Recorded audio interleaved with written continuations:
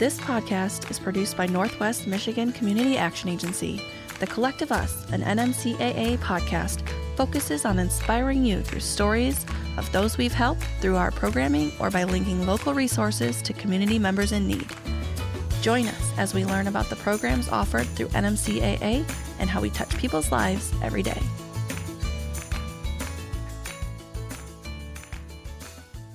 Welcome back to The Collective Us. I'm Erica Austin. And I'm Ryan Buck. Today we are talking about Weatherization Month with our Housing and Energy Efficiency Services Department, or as our loyal listeners know, we lovingly refer to them as HES.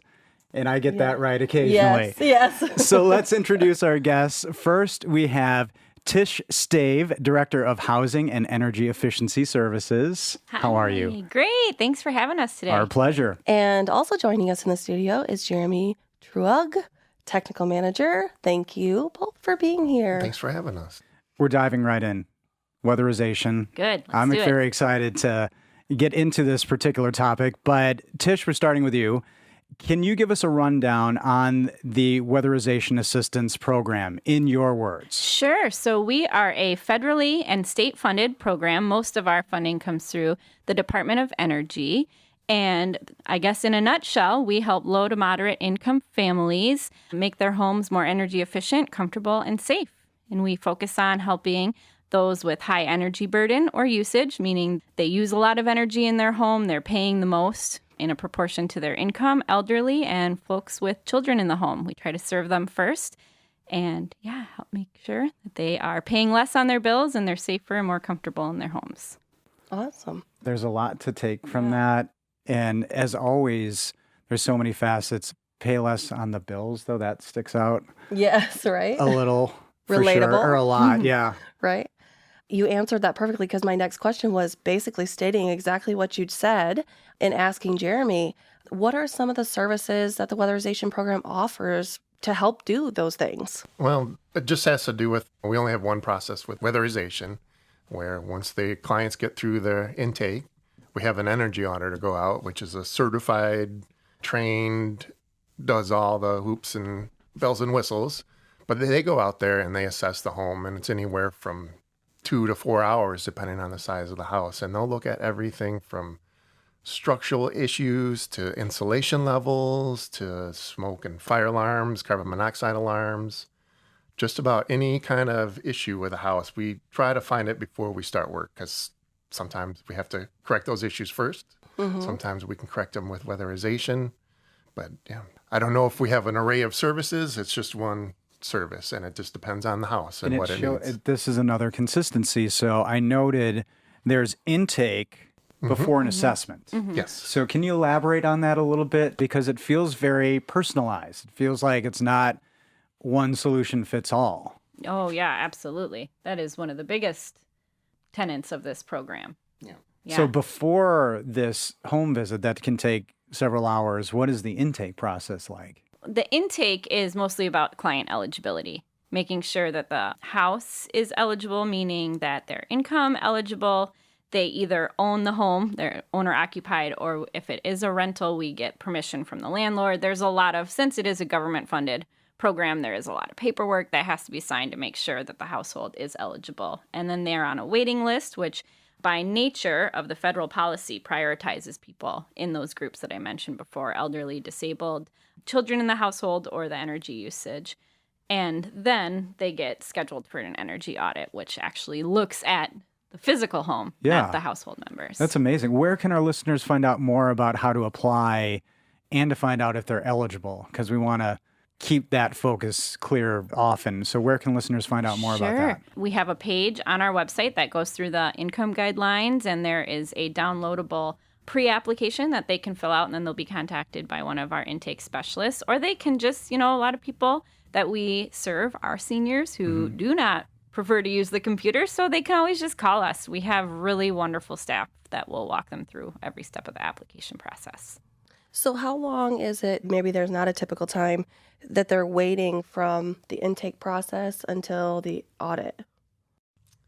That really varies based on the county.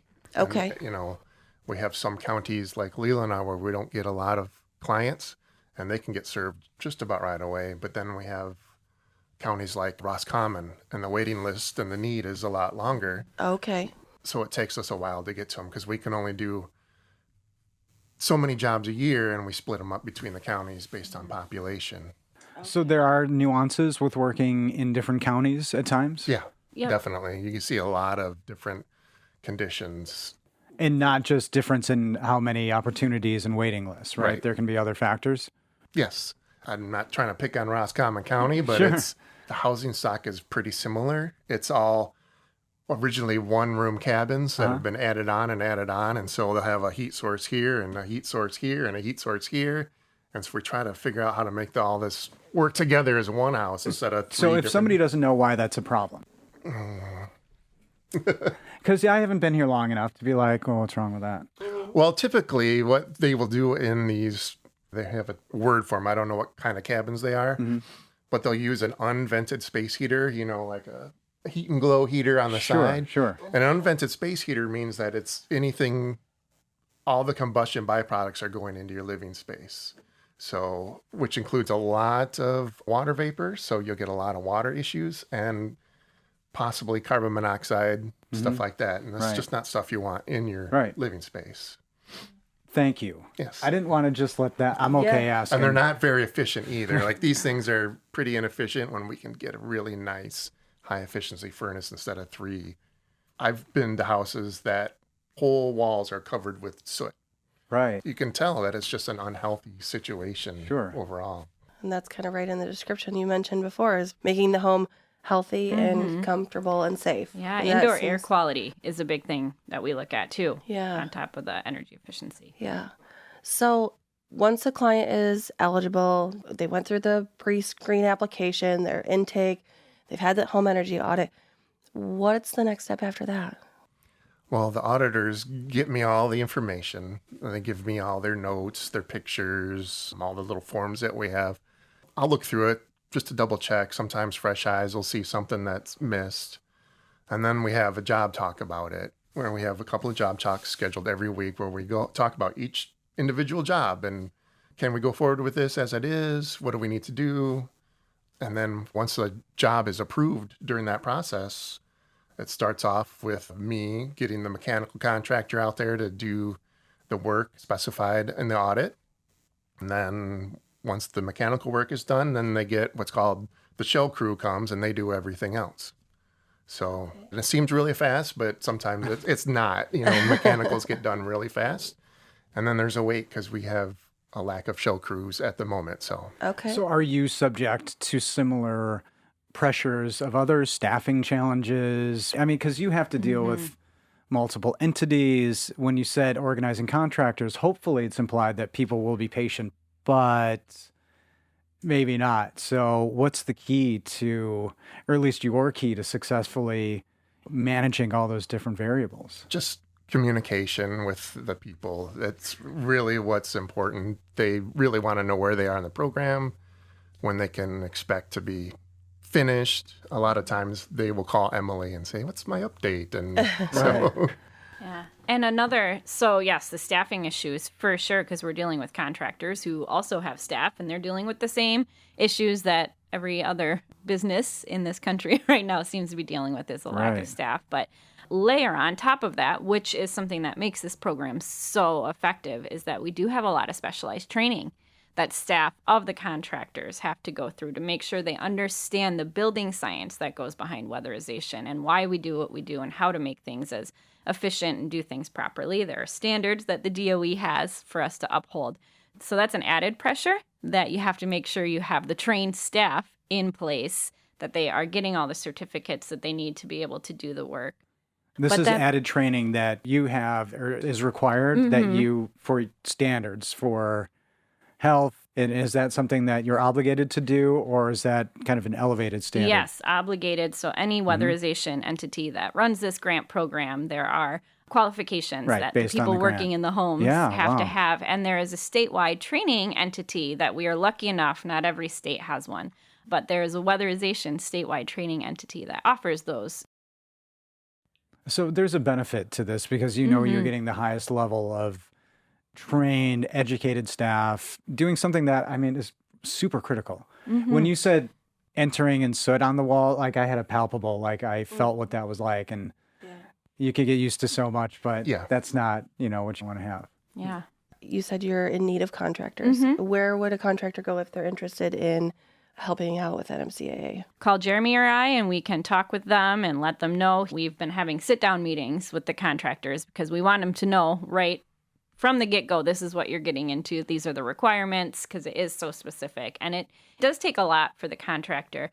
But the really great thing that works for contractors is that they don't have to go out and advertise for these jobs. If you're working with us and you're contracted with us, we're handing you, because we have no shortage of clients that need this service. So we are assigning sometimes more jobs than they know that they can complete. And that's why we're in need of more contractors. So it really, if they're willing to put in the time and get that training, it's really lucrative for them too. But also another wonderful thing is the contractors that we do have working in this program, it's not just about the money for them. You know how much they care about what they're doing, just the way that they talk about the jobs, the way they talk about the clients that we serve.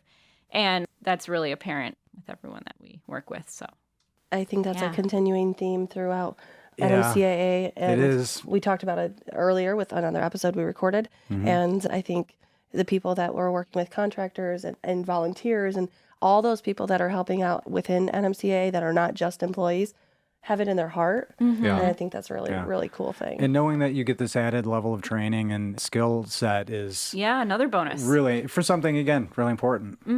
Yeah, because you could carry that into jobs that aren't community action. Yeah. And the best part is, well, not the best part, but the educational, it's called MyTech. They will reimburse people for taking their classes. So the company contractor is not out money for having their employees go through this. They will pay because that's valuable now. People are valuing that education, that added commitment. Maybe just an employer wants to know that you have the gumption to stick with something and do that added training. So and they're not just like classroom learning that I've taken. I know Jeremy had to take quite a few because he's a certified energy auditor and quality control inspector himself.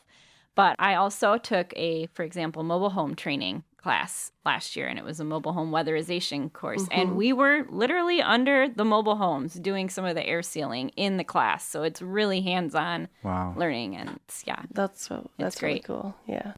Well, speaking of employees and people who love their work, I want to take a quick second to recognize a few employees who are celebrating employment milestones with NMCAA.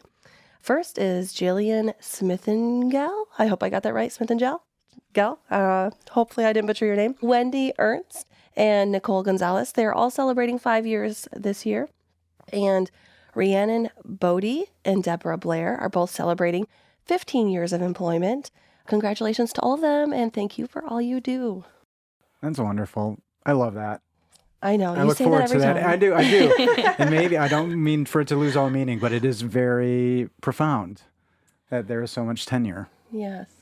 Just that little outside perspective.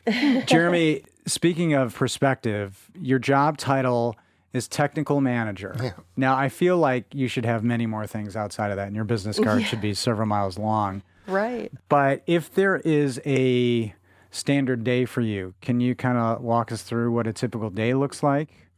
You've shown us some glimpses. I can try. I really don't do the energy audits anymore, so it's not as exciting. It's a lot of computer work. I use our energy audit software. It's called Neat, and I just spent a lot of time just basically poring over these audit reports. It's really important to make sure that everything seems okay, because you can really mess up a house really fast if you're doing the wrong things. So I spent a lot of time looking at pictures and looking at work orders. Does this make sense? Have we missed anything? What's an example of messing up a house really bad, and what's a time frame? Just for perspective. Yeah. Well, one example could be like a water heater. You've seen a normal gas water heater that has the bell over the top, and it relies on warm air going up this chimney to get all the combustion gases out. It's really a delicate balance, and it's really easy to have the combustion gases go back down the chimney, especially as we tighten up a house like we want to. It'll change how the pressures of the house interact, and it'll change how different things work. So we have to make sure that if we leave that water heater in there and we tighten it up to the level we want, it's not going to just be a backdrafting hazard. So we have to think of it and maybe replace the water heater for a power vented. So when somebody says you need to replace your water heater, and it seems like you shouldn't have to replace your water heater, there probably is a good reason to replace your water heater. Yes. And quickly means that could be quickly. I mean, combustion gases, that's not anything you want to mess around with it's at not. all, let alone over time. Right.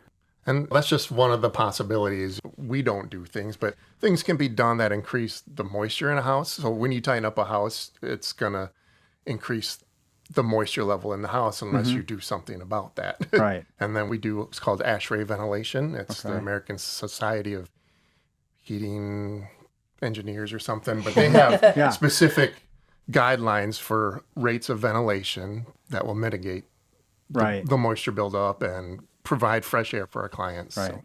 You talked a lot about data, and in your needing to analyze this, what are ways that you are able to put things into play? Do you have an example of something where you've used some data that manifested in a concrete way? Well, or in a way that's a little more practical? Trying to think of some good examples. I think maybe talking about the blower door tests, the data you get from a blower. Oh, yeah. One of the tests that our energy auditors do is called the blower door test. And it's a way to get an overall air tightness measurement of the house. We're setting up a big fan and a front door, and we're pushing air out of the house. And so all the air that you push out of the house is replaced, and it finds the natural cracks and crevices. And so it really highlights like air leakages. When the blower door is going to the level you want it, it simulates a windy day from every direction. So we use that to pinpoint areas where air is coming in, where it's real obvious. You can often feel air leaks like that. You can hear them. They'll whistle through a window. And we can also pick them up on our infrared cameras where you can see. This is what I'm looking for. This is it. So we, we use the blower door in combination with like infrared cameras to see where heat loss might be when that's going. With the blower door going, we can do a couple of different measurements to areas like to the attic and to the garage to make sure they are separated enough from the house. And are those areas that are notoriously the worst as far as air problems? Oh, yeah. Attics, garages. Attics, if you have an attached garage, we want that to be completely cut off. So, like I said, we can take a pressure test when the blower door is going to like the garage to see how connected it is to the house. And we can take steps to cut that off. And the same thing for the attic. A lot of times with attics, you'll see like ice damming, big icicles, and people call you up, and I called an insulation company, and they put 20 feet of insulation in here, and it's still doing it. I don't know. It's air movement, we can tell by this test how connected the attic is to your house, and you want it to be basically outside of your house. We know if we get a certain number that we have to look for these places to air seal in the attic so we can cut that off, and then, you'll stop the ice damming problems. That's fascinating because in a previous episode, technology hadn't really changed very much. It hadn't become a factor, but I'm wondering in your world how often technology is a bonus and a detriment, and how often do you have to vet that technology, if you can touch on that? Well, it's 100% a benefit for us because we really rely on our gauges, our manometers, and everything to tell us what is going on in the house. Right. Are things advancing quickly? Are you seeing more advances in relevant technology like you see in other sectors, or is it a little more paced? Not necessarily in like the testing. The blower door itself is relatively new. I think it was invented in the 70s or so. Oh, fascinating. Yeah. Okay. And it was part of the, Was it invented for that purpose, or was it repurposed? It was before the OPEC oil crisis, and everybody was interested in saving. And there was like, well, we have no way to quantify like how big a hole you have in your house. Right. Okay, so there's some good things. Yeah, the science is improving. I don't know that the gadgets are.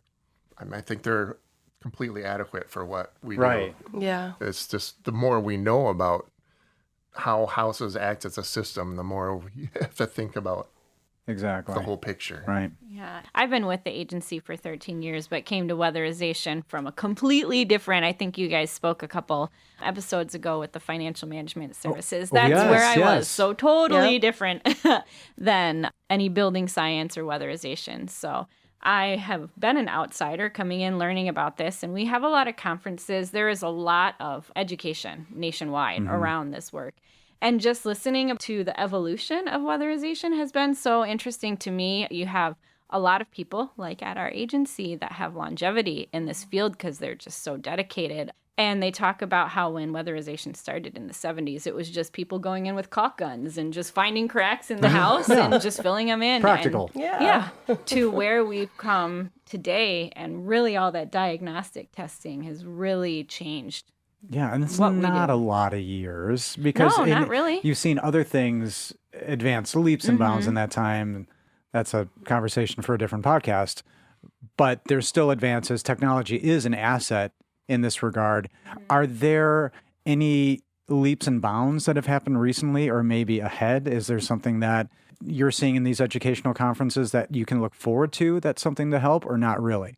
Well, do you want to talk a little bit about some of the new heat pump technology? Oh, yeah. So heat pump technology is going to be the way of the future. The federal government right now is really pushing to get fossil fuels out of people's houses. Right. So the only way to do that is for an efficient way to produce heat with electricity. And everybody's seen the baseboard heat. That's extremely expensive. And it's not a very comfortable heat. So this heat pump is basically an air conditioner that can also run backwards. It can take heat from the outside and move it to the inside instead of what it does normally as an air conditioner is take heat from inside your house and move it to the outside. It's it's hard to I feel that seems so simple that I don't understand it. it's so simple that I can't explain it very well. I understand the concept, but basically if you have an electric resistance heating thing, it's basically 100% efficient because all that heat is in your house and it's going to stay in your house. Right. With a heat pump, you can get efficiencies of almost 400%. It sounds like a way to make energy, but it's not. It's just I see what you're saying. Right. You're moving BTUs from outside to inside. I don't know enough to describe the technology, but it's going to be big. So, and this is within years, would you say? I think so. People are already going that way. You see them a lot. I see them a lot driving around. I'll see like part of it's like a mini split system, something people might be familiar with, like a unit outside. Okay. And then there's no ducts or anything. It goes to each individual room. We do a lot of heat pump water heaters, which is an electric water heater, but it gets the heat from the air around it. And one of the cool things is that we will use those in basements that are already kind of cool, but it also dehumidifies as it uses this energy. So it's a good way to also dehumidify damp That's so basements. interesting. Okay. Yes. Yeah, that is really And interesting. So I could tell that that's something that you are excited about, and that's within our lifetime, and that's beneficial to the earth. It's beneficial to your pocket, maybe. Oh yeah, it'll be very beneficial. We recently, who was that we And got you don't the have to fuel commit switch to any waiver? numbers, but I mean, just anecdotally. We had a fuel switch waiver for somebody going from propane. We went from propane heat, which is one of the most expensive forms of heat. Right. And one of the most common in our area. Yeah. It's a mini split system. It's a heat Okay. pump. As you just talked about, so a mini split, right? And to do this, we have to prove that it's going to save energy. And a lot of the stuff that we do on an energy audit are based on savings to investment ratios that show that it is going to pay off within the expected lifetime Right. of the installation. It has to be 1 or better. So it has to pay itself off once in its lifetime. As you get to the higher SIRs, we call them, that's stuff like light bulbs where you go from an incandescent to an LED. Okay. And those have like 13, pay themselves off many times. So Okay. even with the expense of installing this heat pump system, we still had a very good SIR on the entire system, which was like 12 grand or something. Okay. Which means it should pay itself off 2 or 3 times over the life of the unit rather than, That's math I can understand and definitely rationalize. Yeah, I can't understand the heat pump process. I mean, enough to explain it, but it works. If we tried to understand maybe how everything worked the way it works, there are still things I won't admit on this podcast that I don't know how they work, but I'm delighted that they do. That's why we have those people that do know what they're doing. Yeah, and then there's that. So that's a good little balance symbiotically. Yeah. So kind of going back a little bit, we talked about the goal with the weatherization program is really about allowing the clients to be healthier and safer in their homes, as well as saving money on energy bills. So for listeners out there that think they could benefit from this, what's our service area for the weatherization program? Sure. So our service area is the 10 counties that NMCAA traditionally serves. I can list them if you want me to. I'd love to do it. Let's see. So Antrim, Benzie, Charlevoix, Emmett, Grand Traverse, Kalkaska, Leelanau, Missaukee, Wexford, and Roscommon. But then we also add in Manistee County for weatherization. Mm-hmm. Okay. So 11 county service 11 area, counties, which is a very large service area. Yes, it is. According to the 2022 annual report data you reported, NMCAA helped weatherize 82 households. That's a lot to manage. And this is not your only program. How many people are on your team? We actually have a relatively small team when you look at all the work we do and look at the other programs. We right now, with our newest employee, we have an 8-person team, but we work with a lot of contractors. So that is the 8-person team that is on the NMCAA payroll. We contract with inspectors, with the people who are actually physically doing the work in the homes. So that gets bigger exponentially. Versus the actual... And they're part of our team, 100%. Right. But the NMCAA team has yourself as director, technical manager, Jeremy, who you have some intake specialist. What kind of other job?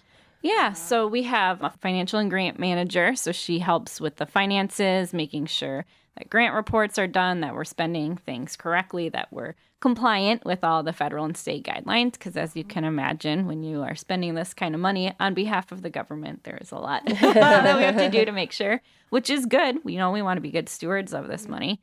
We have Jeremy as the technical manager. Under Jeremy, we have a job flow coordinator who does a lot of that communication day to day with the contractors and the clients and making sure everybody knows who's on what, where's this, what's coming up. She has a specialist working with her, helping with some of the administrative work that goes with that. And then we also have intake specialists, and we have the intake administrator who's over them. So there's lots of moving parts with these programs. Wow. How often is everybody in the same room together? At least once a week, we have a team meeting. As you can imagine, when you're pulling off this kind of work with that small of a team, communication is so very important. So weekly, we have everybody in the same room, but Jeremy talked about the job talks earlier. So there's the technical team, we call it, and the financial and grant manager. We meet at least twice a week. That's wonderful. That's impressive. And in this day and age. We sit very close to each other when we're all in the office. So there's a lot of yelling across the, hey, Jeremy, can you help me with this? Can you answer this question? It's a great team. We were very deliberate with how we set up the team, the roles. We put a lot of thought into it, and it's working extremely well. So. Right. Yes, yeah. Again, this is a consistency that I've just noticed is that throughout NMCAA, there are different departments and different people doing different things with different backgrounds, but everybody feels uniquely NMCAA. And again, it's not just the hearts. So how do you communicate that NMCAA culture with your team, and how are you managing that kind of consistency that I'm seeing here in the studio? Oh, that's a great question. Well, Jeremy talked about, you mentioned a word deliberate, and I think that is so key. We're very deliberate, I think, when we're doing our hiring to make sure that, not like me. I had zero construction, zero building science, no background in that. But you can just kind of get a sense when you're interviewing and meeting people if this work is in their hearts and what their intentions are. And we are very fortunate to have a great team. We have with NMCAA, our cornerstones of culture, which is, I can't list them all off the top of my head right now, but we talk about a lot of compassion, a lot of collaboration, just working together, and it just So there's a lot of alignment there, works. which helps. Absolutely. Right. And we work with other programs often. Often there's referrals back and forth. We're talking about the same people and camaraderie. And that is something that is different about NMCAA, I think, than other places I've worked, is you can feel that we're like a family. And I'm not just saying that like cheesy, we're like a family, but really we're all rowing in the same direction, and that's felt. Yeah, I hear you on that for sure. So we've talked about contractors and that they could just reach out to you if they're interested. Are you currently looking to hire anyone within your department? Not right now staff-wise, but always looking for more contractors, especially, as Jeremy said, we call shell contractors, the contractors who do the insulation, the air sealing. If there's just drywall repair, random things, doors, windows when they can be done, which we will say, I think it is important to say, when people think of weatherization, they often call us wanting new windows, and that is rarely something that we can do because, as Jeremy mentioned earlier, the SIR, savings to investment ratio, you actually don't save that much money on window replacements, especially when you look at the cost of them.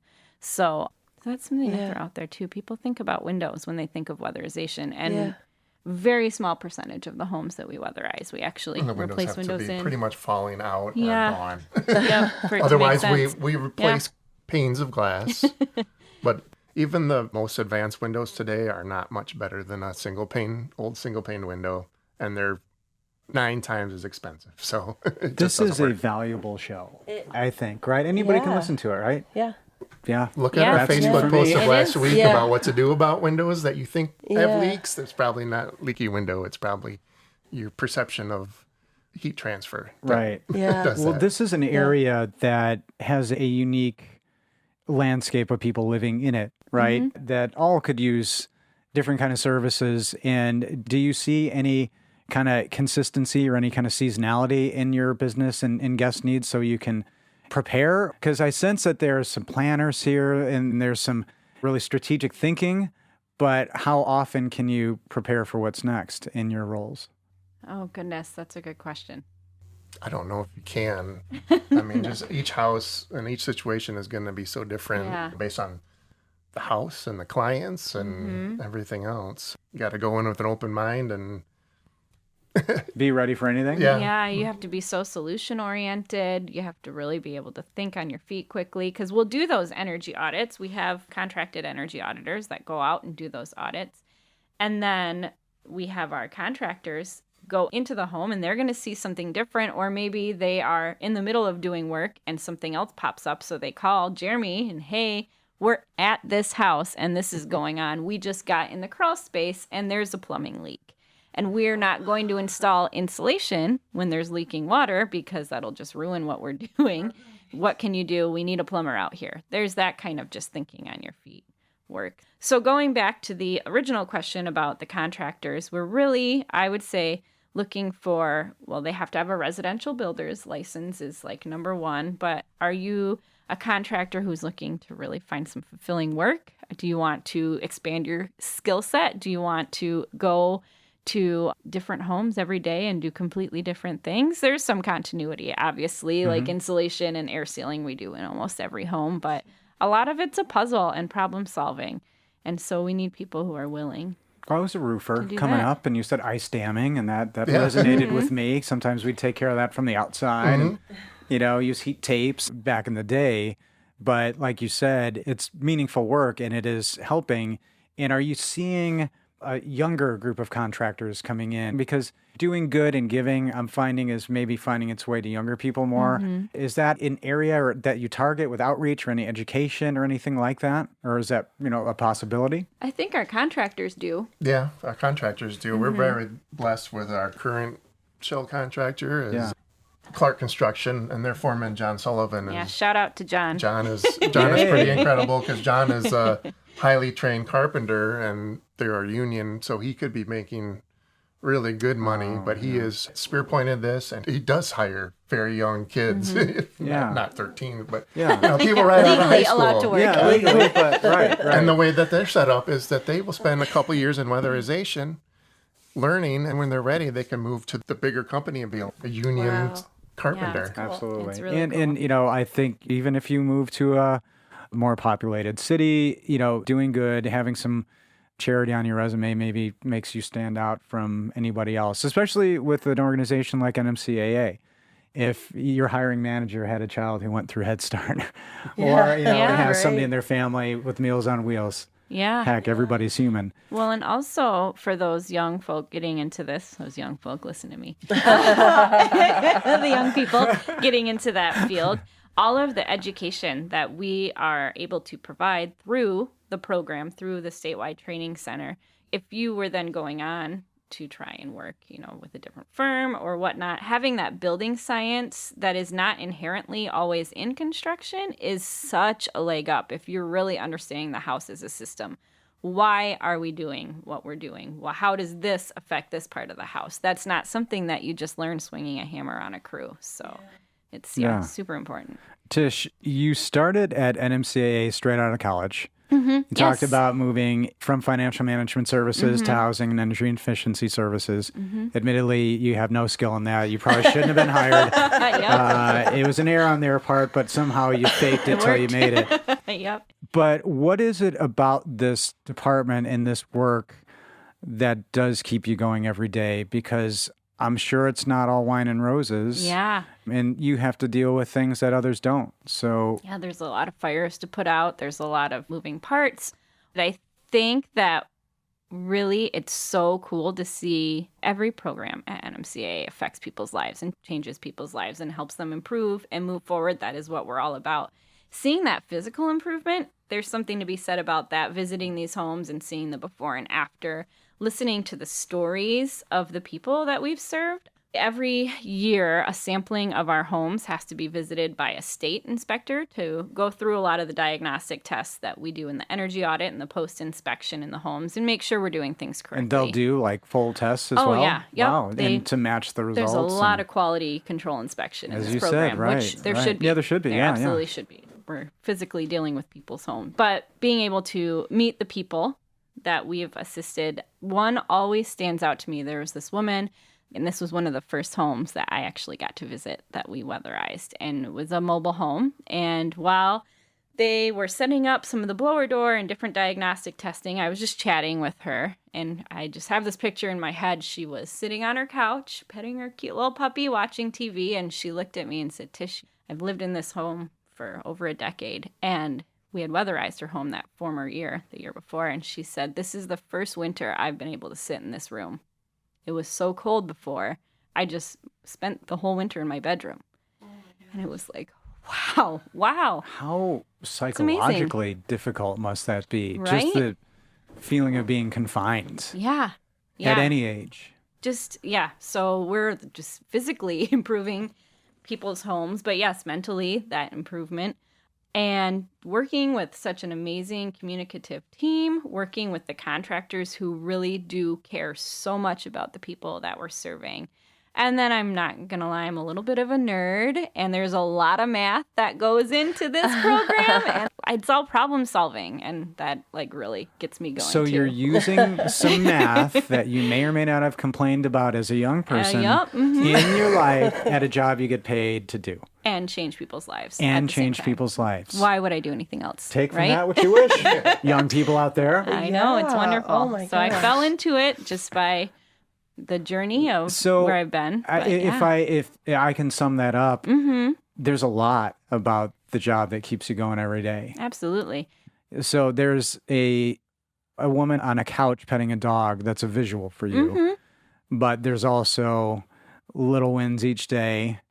So that makes the days of 5-hour meetings on Zoom or what have you, and month end and audits and what have you. Okay. Yeah. Yes.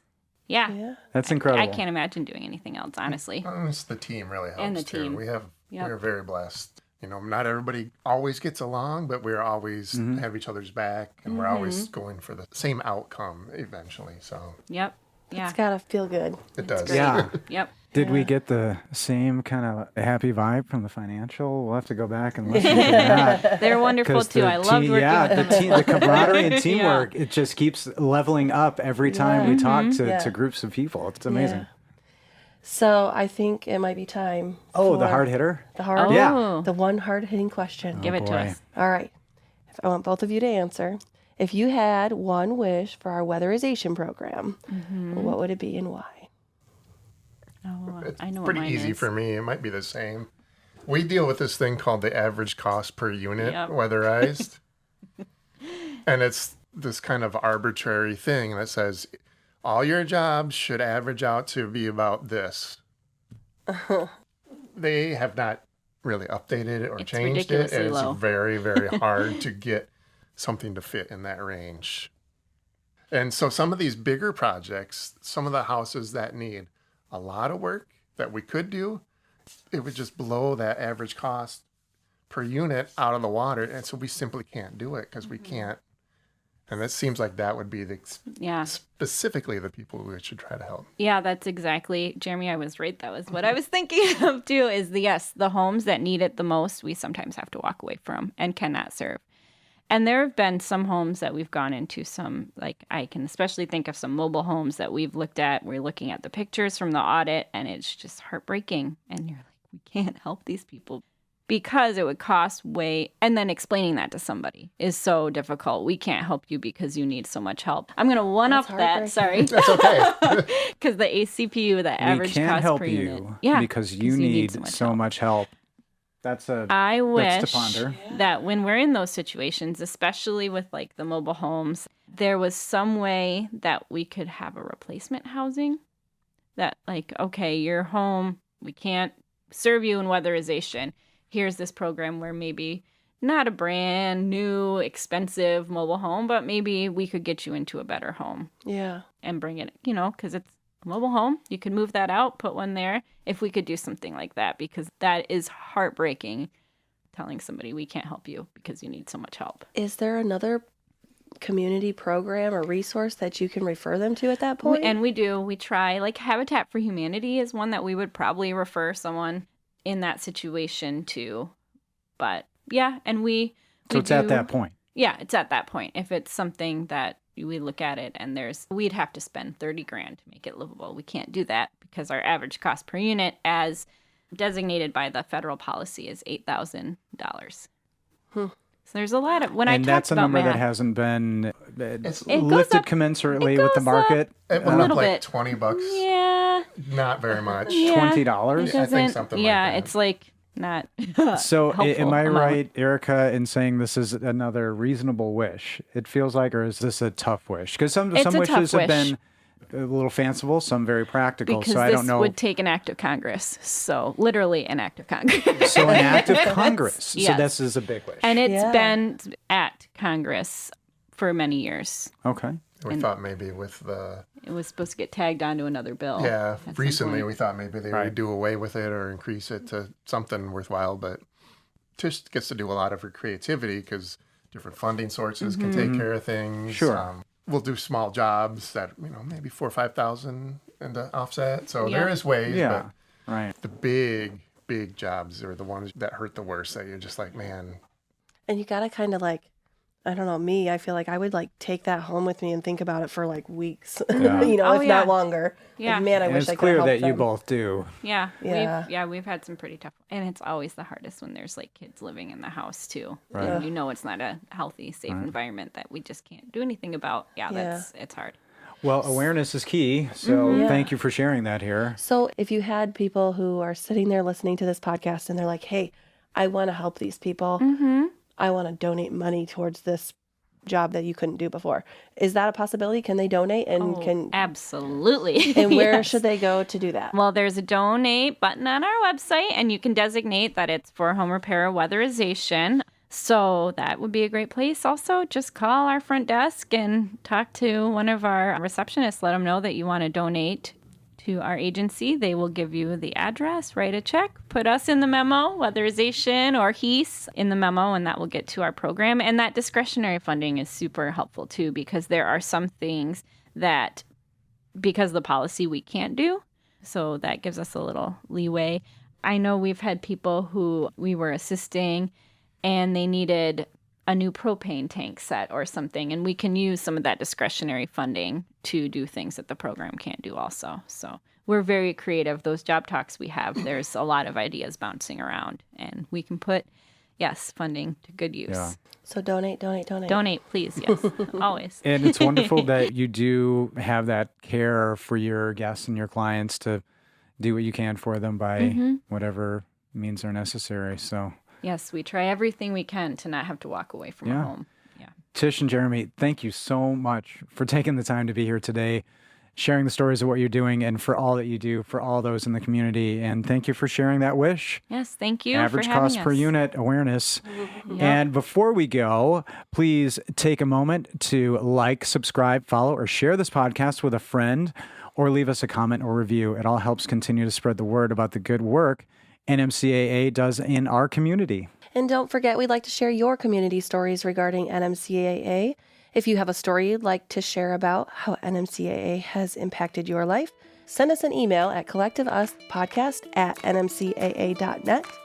If you'd like to learn more about Northwest Michigan Community Action Agency or the programs we offer, or would like to make a donation, we encourage you to reach out at 231-947-3780 or visit our website, nmcaa.net.